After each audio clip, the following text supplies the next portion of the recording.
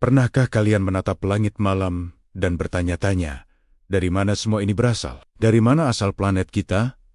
Bumi, tempat kita berpijak saat ini? Mari kita putar kembali waktu, jauh sekali, ke masa sebelum ada waktu itu sendiri. 4,6 miliar tahun yang lalu, di sudut galaksi Bima Sakti yang sunyi, tidak ada apa-apa selain kegelapan dan kekosongan. Hanya ada awan gas dan debu raksasa yang dingin, sisa-sisa dari bintang yang telah mati. Inilah nebula surya, rahim dari tata surya kita. Di dalam keheningan kosmik ini, sebuah kekuatan dahsyat mulai bekerja. Mungkin gelombang kejut dari ledakan supernova di dekatnya memicu segalanya.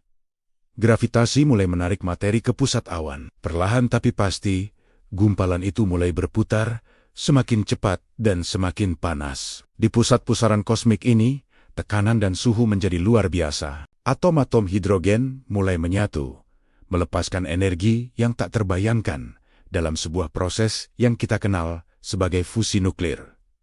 Dan, boom, sebuah bintang baru lahir. Matahari kita mulai bersinar, menerangi piringan gas dan debu yang berputar di sekelilingnya. Kelahirannya menandai awal dari sebuah era baru. Matahari muda ini seperti penguasa yang baru dinobatkan. Cahayanya menyapu bersih gas-gas ringan ke tepi tata surya, menyisakan partikel-partikel yang lebih berat dan berbatu di dekatnya. Di dalam piringan protoplanet yang mengelilingi matahari, partikel-partikel debu kecil mulai saling menempel, seperti butiran salju yang membentuk bola salju. Proses ini disebut akresi. Berkat gaya tarik elektrostatis, butiran seukuran mikron bergabung menjadi kerikil, lalu menjadi beta-bata besar, seukuran asteroid. Selama jutaan tahun, bongkahan-bongkahan ini terus bertabrakan dan menyatu, tumbuh semakin besar dan besar. Gravitasi mereka semakin kuat, menarik lebih banyak lagi materi di sekitarnya. Mereka adalah cikal bakal planet, yang disebut planetesimal.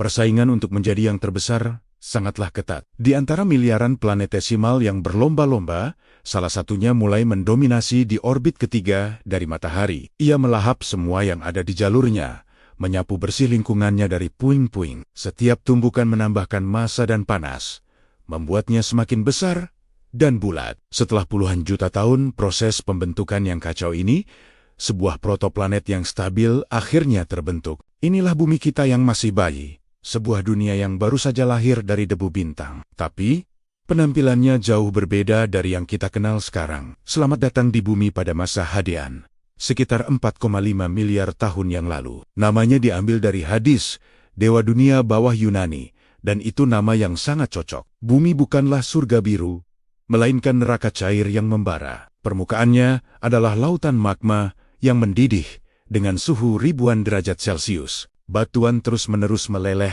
dan menguap. Asteroid dan komet dari sisa pembentukan tata surya tanpa henti menghujaninya, menambahkan lebih banyak panas dan materi ke dunia yang bergejolak ini. Tidak ada daratan, tidak ada air, hanya lautan api yang tak berujung. Di tengah kekacauan ini, sebuah peristiwa dahsyat akan mengubah nasib bumi selamanya. Sebuah objek seukuran Mars, yang oleh para ilmuwan dijuluki Theia, sedang dalam jalur tabrakan dengan bumi. Tumbukan itu tak terhindarkan. Theia menabrak bumi dengan kekuatan miliaran bom nuklir. Sebagian besar Theia terserap ke dalam bumi, tetapi tabrakan itu juga melontarkan sejumlah besar material cair dari kedua planet keluar angkasa. Puing-puing ini tidak melarikan diri, tetapi mulai mengorbit bumi yang terluka. Gravitasi kemudian menyatukan puing-puing ini. Dari kehancuran, sebuah keindahan lahir. Bulan kita terbentuk, sebuah pendamping abadi bagi planet kita. Setelah tumbukan besar, bulan yang baru lahir sangat dekat dengan bumi, tampak raksasa di langit. Gravitasinya yang kuat menyebabkan pasang surut magma yang dahsyat di permukaan bumi. Perlahan, seiring berjalannya waktu, bumi mulai mendingin. Seperti sup panas yang dibiarkan di atas meja, permukaan lautan magma mulai membentuk lapisan tipis yang padat. Inilah kerak samudera pertama, yang terbuat dari batuan basaltik yang gelap. Namun, kerak ini masih sangat rapuh.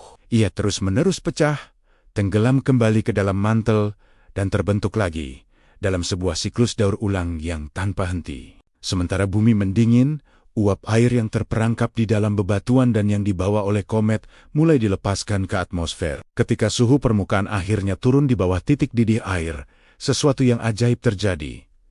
Hujan mulai turun. Tapi ini bukan hujan biasa. Ini adalah hujan deras yang berlangsung selama jutaan tahun. Air mengalir di atas kerak yang baru terbentuk, mengisi cekungen-cekungen raksasa. Untuk pertama kalinya, lautan global mulai terbentuk di permukaan bumi. Dunia api perlahan berubah menjadi dunia air. Di bawah permukaan, proses penting lainnya sedang terjadi. Material yang lebih berat, seperti besi dan nikel, tenggelam menuju pusat planet karena gravitasi, membentuk inti bumi yang padat dan cair. Material yang lebih ringan naik ke atas, membentuk mantel dan kerak. Proses ini, yang disebut diferensiasi planet, tidak hanya menciptakan struktur berlapis bumi, tetapi juga menghasilkan medan magnet pelindung. Medan magnet ini seperti perisai tak terlihat, yang akan melindungi atmosfer planet dari angin matahari yang ganas.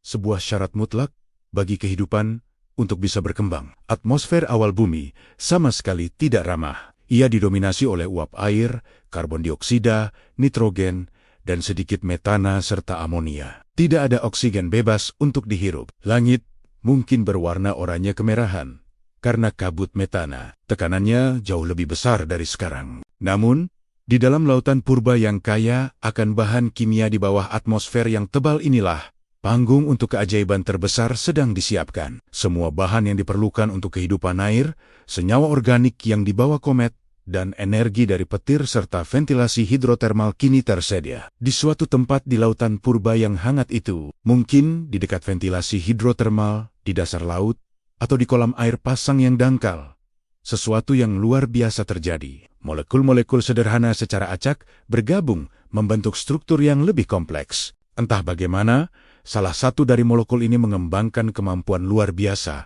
untuk mereplikasi dirinya sendiri. Inilah percikan pertama kehidupan. Organisme bersel tunggal pertama, nenek moyang dari semua kehidupan di bumi, telah lahir. Mereka sederhana, tetapi mereka hidup. Perjalanan evolusi telah dimulai. Selama miliaran tahun berikutnya, kehidupan perlahan tapi pasti mengubah planet ini. Sekitar 2,4 miliar tahun yang lalu, beberapa mikroba yang disebut cyanobacteria mengembangkan kemampuan revolusioner, fotosintesis. Mereka menggunakan sinar matahari untuk mengubah karbon dioksida dan air menjadi energi. Dan sebagai produk sampingan, mereka melepaskan sesuatu yang akan mengubah dunia, oksigen. Awalnya, oksigen ini beracun bagi sebagian besar kehidupan saat itu. Tapi seiring waktu, ia menumpuk di atmosfer, menciptakan lapisan ozon, dan membuka jalan bagi bentuk kehidupan yang lebih kompleks yang bisa menghirupnya. Dari lautan, kehidupan akhirnya merayap ke darat. Tumbuhan,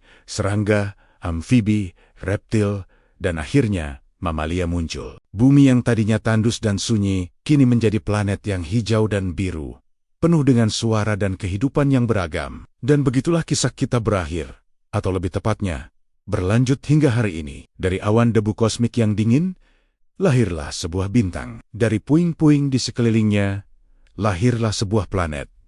Dari dunia api yang membara, lahirlah dunia air. Dan dari sub kimiawi di lautan purba itu, lahirlah kehidupan. Setiap atom di tubuh kita, setiap napas yang kita hirup, adalah warisan dari perjalanan epik selama 4,6 miliar tahun ini. Kita semua, secara harfiah, terbuat dari debu bintang, anak-anak kosmos yang memiliki kesempatan langka untuk hidup dan bertanya-tanya tentang asal-usul kita. Terima kasih sudah menemani kami dalam perjalanan menakjubkan ini. Jika kalian menikmati video ini, jangan lupa untuk menekan tombol suka, bagikan ke teman-teman kalian, dan berlangganan saluran kami untuk lebih banyak konten menarik lainnya. Sampai jumpa di video berikutnya.